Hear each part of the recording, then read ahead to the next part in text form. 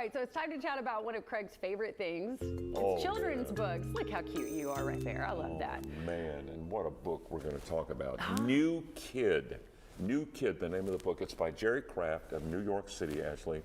This spring, now get this past spring, kids in grades 4 through 6 all across Arkansas voted this middle school book as their favorite. The story of a black kid going to a private school, learning to cope, resonated with our children. It wins the Charlie Mae Simon Award. It's a graphic novel, and I got to be the one to call Jerry at his home in New York City to tell him he'd won this prestigious award in Arkansas that was established back in 1971.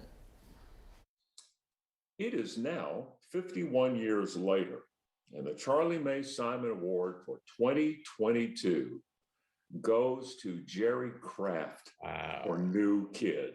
Congratulations. That is so cool. Thank you. It is my honor to be the one to tell you. That's amazing. Oh, cool. You know, I still get goosebumps hearing that.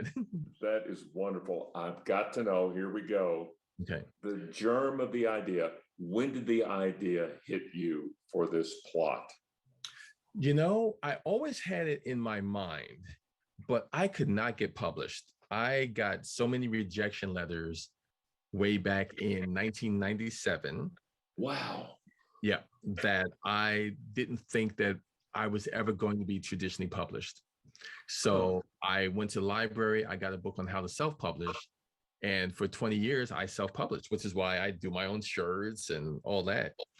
And it really wasn't until I had a meeting in 2014, the folks at HarperCollins, you know, now we skip forward a few years and I have it kind of sketched out. So I met with them and they absolutely loved it. Okay, And that's amazing. They loved it, and the kids in Arkansas loved it, and it's #1 Charlie Mae Simon. There's also a Diamond Book Award for the kids in elementary school, Right. and most of those, 7 of the 10 nominees, are still on the THV11 YouTube channel so that people can access those, although the voting is over for that. But anyway, and we're going to start on the Reading Road Trip, which is coming up in the fall. We're going to try and reinstitute that this fall, if it's safe, if COVID permitting. We're going to start instituting reading these on a regular basis, these nominees, because it's just so much fun to read them.